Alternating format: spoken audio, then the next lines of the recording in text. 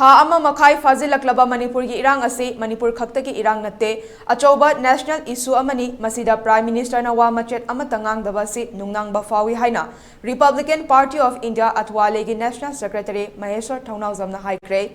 Wafam ase Manipur da hojik thokliba irang asi loishinnaba athuba da honabiyu Manipur da NRC chatna halu kuki militant single lainariba su lokthok u amade hana leiriba Assam Rifle lokthoklaga anoba force na mahut sinbiyu haiba wafam yauba memorandum ama ngarang Ministry of Home Affairs ki Union Minister of State Nityanand Rasta pisin bagamari lena na haikibani Union MOS Home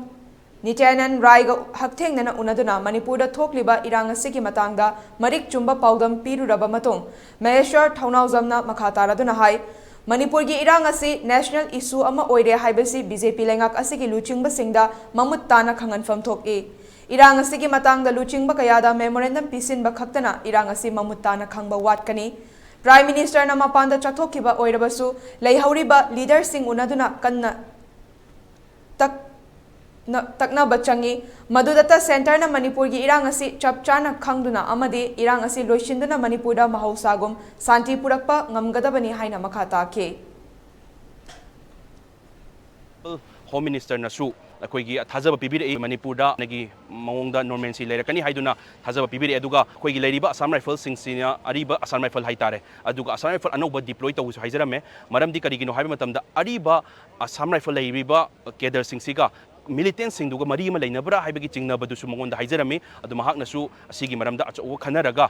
anoba kumaina deploy tawba yage do bibire aduga akoigi leiriba shu agreement angtang si yam thuna si lokthok taragadi akoigi Manipur asi nagi thabak mi harpagi thabak se henjelakani hainasu hairame aduga akoin leiba memorandum duda NRC chatna hanba aduga akoigi su militants lokthokpa Manipur gi integrity machiram ukaiba yadaba haizarame rebel Prime Minister na mapana chatkhre haiduna tumin leithokpa yaba matam nate hojikti Manipur mai chaibani aduna Prime Minister honorable Prime Minister na hoi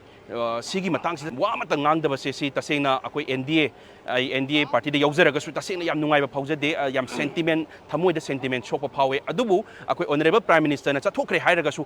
angam leiriba leaders mayam sina taksale haira kanda Manipur gi hanagi yamna peace oiba normalcy oiba mota changchan banaba angtang tawina se haiduna mayam da haizari aduga media da su national media da su akoi gi leiriba situation se nukti gi up to date oina mayam da khanganingi akoi gi